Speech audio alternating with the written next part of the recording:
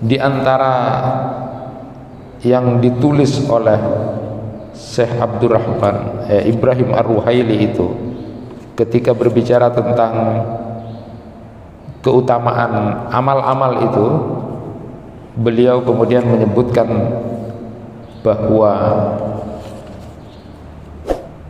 satu di antara 10 keutamaan amal itu didasarkan kepada manfaat. Jadi seberapa besar manfaat yang bisa dirasakan atau diperoleh, itulah nanti bisa menjadikan amal yang dilakukan itu juga bisa menjadi 700 kali lipat, bahkan lebih dari itu. Jadi keutamaan amal itu salah satunya didasarkan kepada manfaat.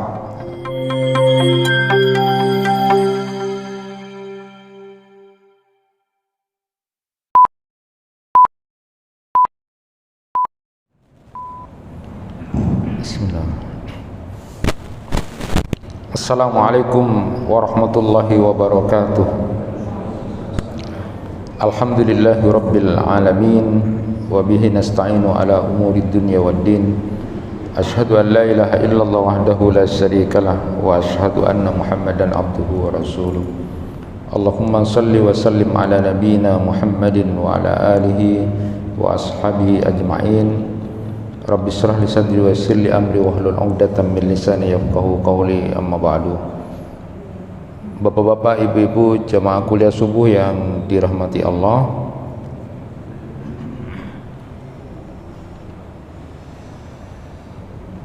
di pelipat gandaan pahala disebutkan di dalam Quran surat Al-An'am ayat 160. Allah Subhanahu wa taala berfirman, "Man jaa'a bil hasanati falahu asru amsalihha wa man jaa'a bis sayyi'ati fala yujza illa mislaha." Barang siapa yang berbuat kebaikan, niscaya dia akan mendapat 10 kali lipat amalnya. Dan siapa yang berbuat kejahatan, maka dia dibalas seimbang dengan kejahatannya. Itu dalam Quran surat Al-An'am ayat 160. Sehingga ada ulama yang menyebutkan kalau nanti timbangan amalnya di akhirat itu sama, jadi antara kebaikan dan kejelekannya kok sama, maka sesungguhnya kejahatannya itu atau maksiatnya itu jauh lebih besar dari kebaikannya, karena amal yang dilakukan itu dilipat gandakan, sedangkan kedurhakaannya itu dibalas seimbang dengan itu. Jadi kalau masih sama, berarti sesungguhnya dia maksiat dosanya itu masih lebih besar ketika melakukan itu. Nah, di dalam hadis juga disebutkan, Nabi sallallahu alaihi wasallam bersabda, "Idza ahsana ahadukum Islam, fa kullu hasanatin ya'maluha tuktabu bi asri amsalha, wa kullu sayyi'atin ya'maluha tuktabu bi misliha." Rawahul Bukhari wa Muslim. Apabila salah seorang dari kalian memperbaiki keislamannya, maka setiap kebaikan yang dia lakukan akan ditulis 10 kali lipat hingga 700 kali lipat, dan setiap amal buruk yang dilakukannya akan ditulis seperti amal yang dia lakukan. Nah, ini juga hadis menguatkan bahwa ada pelipat gandaan dalam setiap amal soleh yang dilakukan seorang hamba di hadapan Allah Subhanahu wa taala. Tetapi sekedar mengingatkan, di kitabnya Ibnul Jauzi itu di Bahrud Dumu, ya, Bahrud Dumu ini kitab yang berbicara tentang bagaimana tangisan-tangisan seorang hamba yang harusnya diingat tentang maksiat, tentang dosa, tentang kematian, tentang siksa kubur, tentang neraka dan sebagainya. Itu banyak cerita-cerita yang kemudian di Bahrud Dumuknya Ibnul Jauzi itu memberikan peringatan. Salah satunya disebutkan di situ apa yang dikatakan oleh Umar bin Khattab tentang pelipat gandaan 10-10 itu untuk amal soleh. Kata Umar bin Khattab radhiyallahu an mengingatkan, jangan sampai salah paham terhadap ayat Allah surat Al-An'am 160 tadi itu yang berbicara tentang Allah akan melipat gandakan setiap kebaikan jadi 10 kali lipat dan keburukan itu ya semisal atau satu itu. Ingat katanya, di balik itu kata Umar bin Khattab bahwa saat kita melakukan satu kesalahan, satu dosa, maka akan diikuti oleh 10 efek keburukan dari dosa yang kita lakukan itu. Pertama, akan membuat Allah murka. Yang kedua, itu berarti menyenangkan iblis. Yang ketiga, itu berarti juga menjauhkan dari surga. Yang keempat, itu berarti mendekatkan pada neraka. Dan kelima, dengan dosa yang dilakukan itu berarti menzalimi yang paling dicintai oleh dirinya. Siapa? Dirinya sendiri. Jadi menyakitkan dirinya nanti, karena yang disiksa nanti bukan cuma anggota tubuh yang melakukan dosa, tapi ketika melakukan dosa itu berarti menzalimi yang paling dicintainya. Siapa? Dirinya sendiri. Yang keenam, itu berarti mengotori, menodai jiwa sucinya, ruhnya.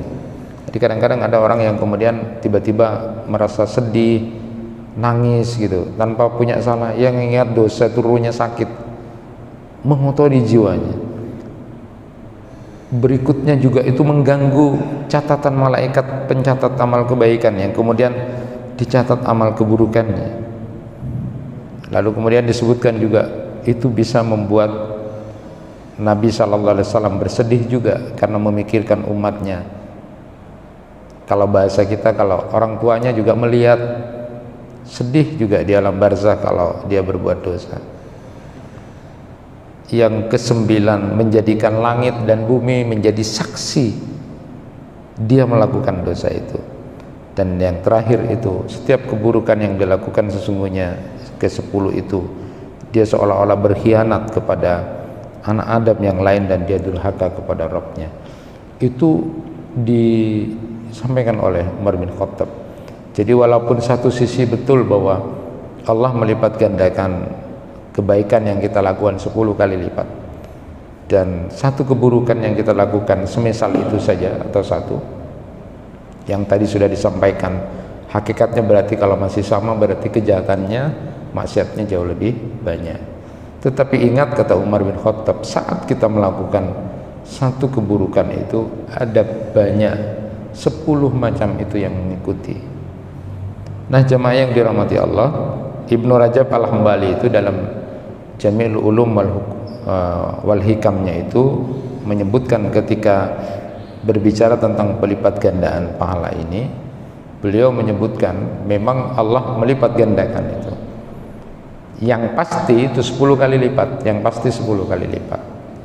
Tetapi untuk menuju 70 kali lipat, 100 kali lipat, 700 kali lipat, bahkan lebih dari itu, maka itu didasarkan kepada keikhlasan. Jadi tingkat grade ikhlasnya itu beda-beda. Grade keikhlasan itu beda-beda. Jadi kalau mau lebih dari 10 kali lipat, itu tingkatannya adalah keikhlasan. Dan nanti kita akan banyak bahas mungkin pada kesempatan berikutnya tentang tingkatan ikhlas itu. Jadi tergantung grade ikhlasnya. Kalau Syekh Abdurrahman As-Sa'di itu memberikan gambaran tambahan bahwa berbedanya pelipat gandaan lebih dari 10 itu. Jadi 70, 100, 700 kali lipat, bahkan lebih dari itu, bahkan unlimited. maka amal yang dilakukan itu digantungkan kepada keimanannya, keikhlasannya, dan yang ketiga adalah digantungkan kepada manfaat yang diperoleh. Artinya kalau diberikan contoh oleh Syekh Abdurrahman As-Sa'di itu infak, barang atau sesuatu yang diberikan nilainya akan berlipat ganda, itu digantungkan kepada seberapa besar manfaatnya. Jadi seberapa besar kemudian manfaat yang kemudian diterima atau dirasakan oleh orang yang menerima itu. Itulah kenapa kemudian berbeda-bedanya antara satu orang dengan yang lainnya itu dalam pelipat gandaan itu digantungkan kepada keimanannya, keikhlasannya, dan manfaat yang kemudian bisa diperoleh dari orang yang melakukan satu kegiatan amal kebaikan itu. Nah, maka di antara yang ditulis oleh Syekh Abdurrahman Ibrahim Ar-Ruhaili itu ketika berbicara tentang keutamaan amal-amal itu, beliau kemudian menyebutkan bahwa satu di antara 10 keutamaan amal itu didasarkan kepada manfaat. Jadi seberapa besar manfaat yang bisa dirasakan atau diperoleh, itulah nanti bisa menjadikan amal yang dilakukan itu juga bisa menjadi 700 kali lipat, bahkan lebih dari itu. Jadi keutamaan amal itu salah satunya didasarkan kepada manfaat. Jadi dalam kitab Tajdidul Ittiba fi Bayani Asbabi Tafadulil A'mal itu Ibrahim Ar-Ruhaili itu melihat memang amal saleh itu bila ditinjau dari pengaruh dan dampaknya itu terhadap orang lain atau makhluk lain itu dibagi dua. Yang pertama adalah ada amal ibadah yang dilakukan hanya terbatas sebagai pelakunya, tidak punya imbas pada orang lain. Artinya seluruh ibadah yang dilakukan oleh seorang hamba untuk mendekatkan dirinya kepada Allah itu tanpa berhubungan dengan orang lain. Jadi ya nikmatnya dia beribadah sendiri saja, dia tidak punya dan tidak dirasakan oleh orang lain. Nah, yang kedua, ada amal ibadah yang dilakukan itu juga memberikan manfaat yang banyak kepada orang lain, sehingga lalu kemudian terwujud sebuah kemaslahatan agama atau lalu kemudian juga kemaslahatan dunianya. Inilah amal yang kemudian bisa melipat gandakan. Ketika amal yang dilakukan itu tidak hanya berimbas dirasakan oleh dirinya, tapi amal yang dilakukan itu bisa memberikan manfaat yang banyak kepada orang lain, sehingga kemudian terwujud yang namanya kemaslahatan agama dan dunia orang yang di sekitarnya. Nah, sehingga kemudian para muhakkik itu menetapkan bahwa amal ibadah yang memberikan pengaruh dan manfaat kepada orang lain itu lebih utama dibandingkan dengan ibadah yang hanya berpengaruh kepada dirinya sendiri. Bukan berarti kemudian meninggalkan kewajiban diri sendiri gitu ya, salat wajibnya sendiri, bukan. Tetapi maknanya adalah ada keutamaan ketika kita melakukan amal itu yang bisa bermanfaat dan punya pengaruh kepada orang lain. Nah, dalil-dalil yang dipakai untuk menunjukkan keutamaan amal yang memberikan pengaruh atau manfaat pada orang lain itu diantaranya misalnya disebutkan oleh Syekh Ibrahim Ar-Ruhaili itu pertama Quran surat Ali Imran ayat 110, kuntum khaira ummatin ukhrijat linnas ta'muruna bil ma'ruf wa tanhauna 'anil munkar. Kalian umat Islam adalah umat terbaik yang dilahirkan untuk manusia, karena kamu menyuruh berbuat baik dan mencegah kemungkaran. Jadi ayat ini oleh para mufassir disebutkan predikat kuntum khaira ummat ukhrijat linnas, predikat terbaik diperoleh karena apa? Karena mereka paling bermanfaat bagi manusia yang lain, yaitu dengan melakukan amar ma'ruf nahi mungkar. Jadi ngajak kepada kebaikan itu artinya imbas amal kepada orang lain, mencegah kemungkaran juga begitu. Menjadi terbaik itu karena melakukan sesuatu bukan hanya untuk dirinya tapi juga untuk orang lain, amar ma'ruf nahi mungkar. Makanya salah satu hal yang bisa menjatuhkan satu komunitas, satu keadaan adalah ketika amar ma'ruf nahi mungkar sudah tidak jalan lagi, dan itu adalah bahaya yang luar biasa ketika tidak ada amar ma'ruf nahi mungkar. Nah, ini juga menunjukkan bahwa ibadah yang dilakukan itu yang punya dampak baik kepada orang lain, dirasakan manfaatnya oleh orang lain, maka itu adalah ibadah yang utama. Yang kedua, yang semakna dengan Quran surat Ali Imran 110 ini juga Quran surat Fussilat ayat 33, wa man ahsanu qawlan mimman da'a ilallahi wa amila shaliha wa qala innani minal muslimin. Dan siapakah yang lebih baik perkataannya daripada orang yang menyeru kepada Allah dan mengerjakan kebaikan dan berkata sesungguhnya aku termasuk orang-orang yang berserah diri. Itu dalam Quran surat Fussilat ayat 33. Di tafsirnya Imam At-Tabari itu saya ambil itu mengatakan tentang ayat ini, merujuk kepada pendapat dari Al-Hasan saat membaca ayat ini, dia berkata, ini adalah kekasih Allah, ini wali Allah, ini pilihan Allah, ini makhluk terbaik Allah, ini makhluk paling dicintai Allah. Allah mengabulkan doanya dan mengajak manusia beramal dengan amal yang mengantarkan doanya dikabulkan oleh Allah, dan dia beramal saleh. Dia beramal bukan hanya untuk dirinya, tapi amal yang kemudian punya manfaat kepada orang yang di sekitarnya. Lalu kemudian dia berpasrah diri, mengatakan, saya sebagai seorang muslim, saya orang yang berpasrah diri, saat dia melakukan amal-amal yang bermanfaat kepada orang lain. Di dalam hadis Nabi SAW misalnya disebutkan besarnya pahala orang yang berilmu, orang yang beramal, orang yang mendakwakan.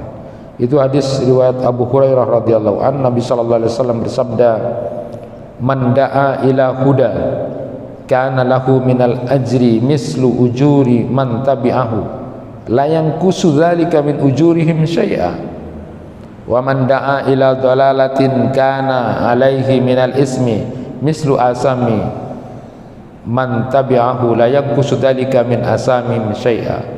Siapa yang mengajak orang lain kepada petunjuk, maka baginya pahala seperti pahala orang yang mengikutinya tanpa mengurangi pahala mereka sedikit pun.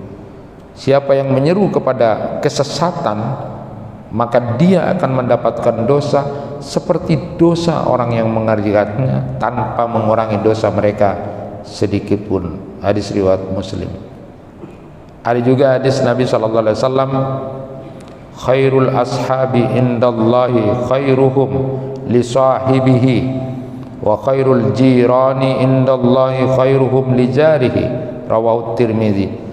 Sebaik-baik teman di sisi Allah adalah yang paling baik terhadap temannya. Sebaik-baik tetangga adalah yang terbaik terhadap tetangganya. Hadis riwayat At-Tirmidzi. Nah, ini menunjukkan bahwa sesungguhnya yang diutamakan itu atau amal itu menjadi utama yang nanti bisa berlipat ganda itu dilihat juga dari grade manfaat yang bisa dirasakan oleh orang lain. Maka tadi disebutkan sebaik-baik teman adalah yang terbaik buat temannya. Jadi bukan untuk dirinya sendiri. Sebaik-baik tetangga yang terbaik buat tetangganya. Maka saya sering sampaikan di acara halal bihalal, acara habis lebaran itu, Saya sampaikan kalau perlu ada pemilihan tetangga terbaik. Setiap tahun itu ada pemilihan tetangga terbaik. Artinya kalau semua mindset berpikirnya ingin menjadi tetangga terbaik, maka dalam rukun tetangga itu akan menjadi baik. Tapi manakala kemudian itu tidak dikonsep dengan baik, mereka hanya berpikir baik-baiknya sendiri untuk rumah tangganya sendiri tanpa berpikir manfaat untuk sesuatu yang lebih besar, artinya bisa dirasakan orang lain, maka dia stuck di situ saja nilai ibadah. Ada hadis yang sudah masyhur dan populer yang sudah sering kita dengar, khairun nas anfa'uhum linnas. Jadi sebaik-baik manusia itu adalah yang kira-kira kemudian dia banyak memberikan kebaikan kepada orang lain. Ada juga kemudian disebutkan dalam satu riwayat itu dari Anas bin Malik radhiyallahu anhu mengatakan, saat kami bersama Nabi sallallahu alaihi wasallam, maka kebanyakan dari kami itu membantu tugas beliau, sedangkan sebagian lain yang berpuasa tidak melakukan apa-apa karena lemas gitu kan. Mereka yang tidak berpuasa lalu dia melakukan mengatur pasukan, bekerja, menata, terus juga mengobati beberapa orang yang luka pada waktu itu. Maka kemudian Nabi sallallahu alaihi wasallam mengatakan begini, orang yang tidak berpuasa ini, orang yang tidak berpuasa, karena yang berpuasa lagi lemes gitu kan, orang yang tidak berpuasa itu telah banyak menabung pahala hari ini, karena dia yang ngatur, yang merapikan, yang mengobati. Itulah yang disebutkan oleh Nabi, orang ini yang sedang tidak berpuasa hari ini banyak menabung kebaikan. Kenapa? Karena dia melakukan sebuah amal, sesuatu yang punya nilai manfaat kepada orang lain. Nah, ini juga termasuk dalil yang jelas mengenai keutamaan membantu orang lain dan memberikan manfaat bagi mereka. Termasuk juga dalil yang menguatkan masalah ini adalah perbuatan para salaf itu ya. Dalam kitab Lataiful Ma'arifnya Ibnu Rajab menulis, Mujahid berkata, aku melakukan perjalanan dengan Ibnu Umar untuk melayaninya, tetapi ternyata dialah yang melayani aku. Jadi ini luar biasa. Mujahid itu kan pinginnya melayani Ibnu Umar. Ibnu Umar itu kan sahabat Nabi ya. Jadi dia ingin melayani Ibnu Umar. Dia ikut dalam sebuah perjalanan bersama Ibnu Umar. Dia ingin melayani. Terbalik, ternyata justru dalam perjalanan itu justru Ibnu Umar lah yang suka melayani orang lain. Nah, ini contoh-contoh kemudian perilaku yang luar biasa ya. Ada juga Mus'ab bin Ahmad itu mengatakan bahwa dia pergi berhaji bersama Abu Ahmad Al-Mawardi. Abu Ahmad ini memberikan syarat, kalau engkau Mus'ab ingin melakukan perjalanan dengan aku, pokoknya kamu nanti tidak usah ngomong, tidak usah bantah apapun. Lalu kemudian ketika tiba waktunya, maka semua perjalanan dia termasuk makan, itu yang justru mengurusin itu adalah Abu Ahmad ya.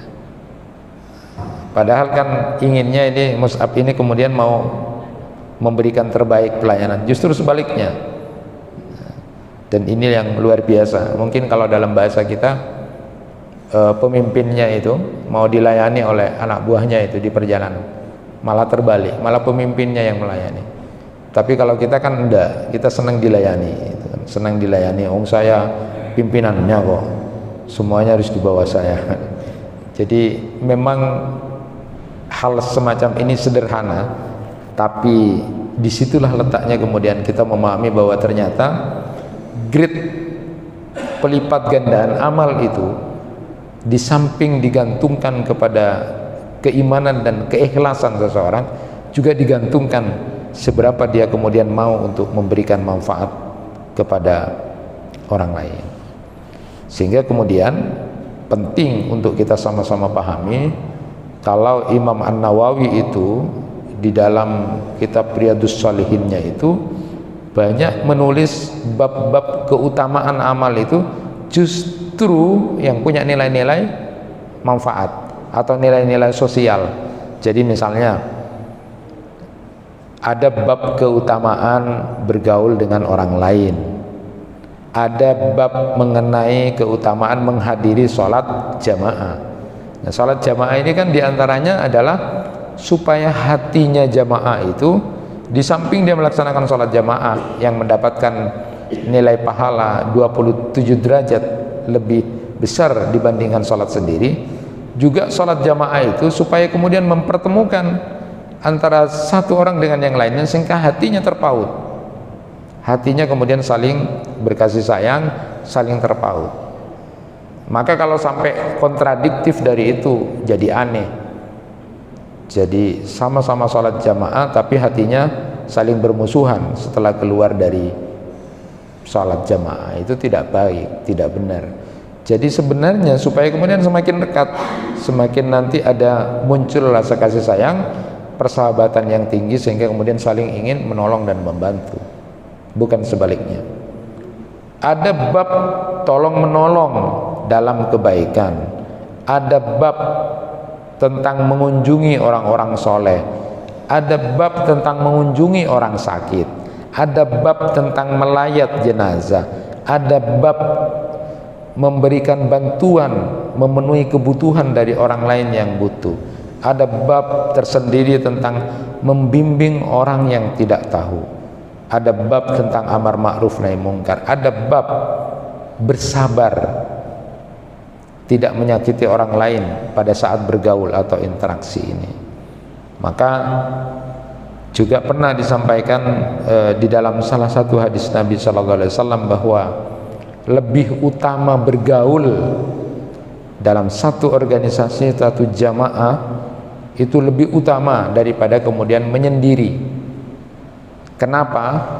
Karena bergaul, bersosial itu nanti dimungkinkan ada gesekan, dimungkinkan ada pertengkaran, dimungkinkan ada konflik dari bergaul itu. Lalu kemudian dia bersabar dengan kondisi itu, bersabar dengan kondisi itu, karena dia ingin melayani, karena itu dia ingin melakukan sesuatu yang bermanfaat, pikirannya adalah amal utama adalah bermanfaat, tapi dia bersabar dalam kondisi yang seperti itu, maka itu lebih utama daripada menyendiri dalam satu kebaikan dirinya. Karena ada orang yang kemudian engkau reso dan pengatau kartina engkau tak ronoroa. Nah, tapi dia tidak dapat ujian sabar.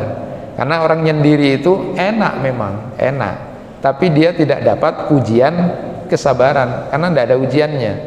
Tapi ketika berkumpul itu pasti suatu saat muncul gesekan. Ketika dia bersabar dengan keadaan itu, tapi dia tetap melakukan kebaikan, dia tetap melakukan dan dia bersabar, nilai kesabaran itulah yang kemudian justru punya nilai manfaat karena dia melakukan amal yang utama. Bahkan kalau kita perhatikan amal-amal yang dianjurkan dilakukan sebagai amal jariah yang terus mengalir amalnya walaupun sudah mati, ya, semuanya itu adalah amal-amal sosial. Jadi orang yang cerdas itu kan berpikir bukan hanya dia beramal sekarang, tetapi orang yang cerdas itu adalah orang yang berpikir nanti kalau mati amalnya itu tetap mengalir pada orang yang mati ini. Dan ternyata jariah itu, amal yang termasuk jariah yang terus mengalir itu ternyata adalah semuanya hampir amal-amal sosial.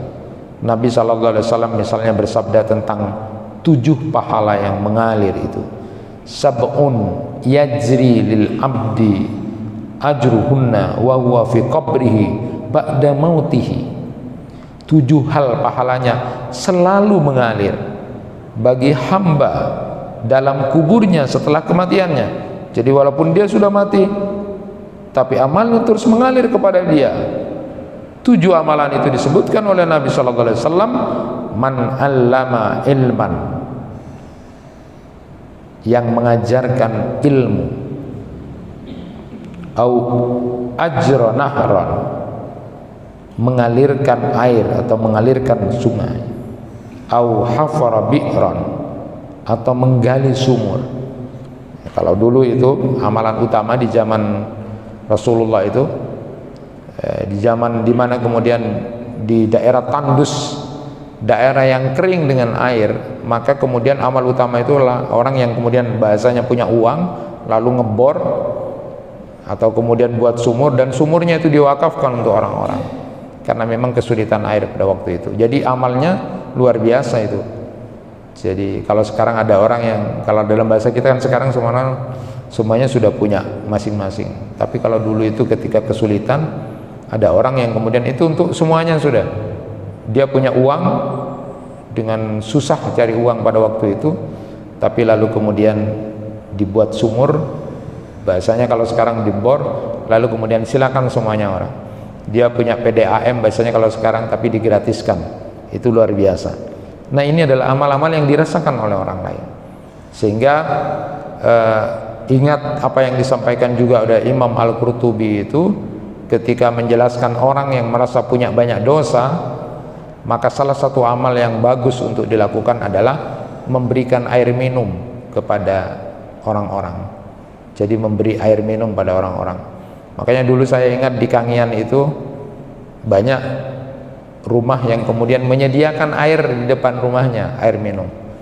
Banyak orang yang jalan lewat di situ kan kehausan, disediakan air. Saya ingat itu. Nah, siapa orang yang merasa banyak dosa, maka salah satunya adalah amalan adalah memberikan air minum kepada siapapun. Ya. Apa dalilnya? Dasar atau dalilnya adalah ketika ada hadis Nabi yang menyebutkan bahwa seorang wanita nakal, wanita tidak baik-baik, ternyata bisa diampuni dosanya oleh Allah Subhanahu wa taala gara-gara dia kemudian dengan tulus memberikan air minum kepada anjing yang sudah lidahnya menjulur keluar karena kehausan, lalu kemudian diambil, diberikan oleh wanita itu.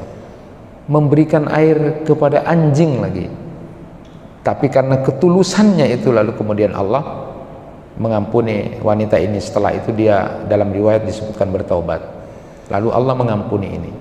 Bagaimana kalau air minum itu diberikan kepada orang-orang yang sholat, diberikan kepada orang-orang yang ngaji, bagian dari amal yang kemudian itu dilakukan. Ini contoh saja amal-amal yang kemudian bermanfaat. Tapi bukan berarti pas Darussalam, pas masa dia aing berat, ya harus ada makan, ada uang juga gitu. Pas lacu pas pol dengan lain. Ini contoh saja bahwa nilai manfaat yang dirasakan itu, ya bisa merasakan dinginnya, ada AC, itu lalu bagian-bagian dari nilai-nilai pahala yang kemudian utama. Lalu disebutkan di situ au farasa nakhla, menanam pohon kurma. Jadi menanam pohon kurma. Lalu kemudian au bana masjidan, lalu kemudian membangun masjid. Atau bahasa kita itu adalah merawat, menjaga masjid, ya, karena masjidnya sudah ada itu. Jadi bagaimana dimakmurkan saja. Au warasa mushafan, atau mewariskan mushaf, ya. Atau kemudian autaraka waladan yastaghfiru lahu ba'da mauti, atau meninggalkan anak yang suka memohonkan ampun untuknya setelah kematiannya. Jadi 7 amal yang disebutkan oleh Rasulullah SAW yang utama itu ternyata semuanya adalah amal-amal yang punya nilai sosial. Termasuk terakhir disebutkan cuma satu saja, anak yang suka mendoakan orang tua. Itu seolah-olah kan bukan pada orang lain, tapi sebenarnya adalah sebuah karya, sebuah adab, ajaran yang dilakukan agar orang tua jangan sampai kemudian membuat anak-anaknya nanti ketika sudah mati tidak ada satupun yang mendoakan orang tuanya. Itu adalah satu nasib yang tidak baik. Jadi kalau nanti kita mati anak-anaknya suka mendoakan kita, berarti kita berhasil mendidik agar kemudian amal kita walaupun kita sudah mati kemudian tetap didoakan oleh anak-anak kita yang suka memohonkan ampun kepada kita. Berbahagialah orang tua yang ketika sudah mati anak-anaknya tetap memohonkan ampun agar dosa-dosa orang tuanya diampuni. Tapi sangat naas Kalau ada orang tua tapi anak-anaknya satu pun tidak ada yang ingat atau bahkan jarang untuk mendoakan orang tuanya. Itu yang bisa disampaikan, mudah-mudahan bermanfaat. Jadi intinya adalah bahwa Allah melipat gandakan pahala kita, tetapi digantungkan kepada tingkat keimanan, keikhlasan dan manfaat dari yang kita lakukan. Nasrun minallah wa fathun qarib wa basyiril mu'minin. Subhanakallahumma wa bihamdika asyhadu an la ilaha illa anta astaghfiruka wa atubu ilaik. Wassalamualaikum warahmatullahi wabarakatuh.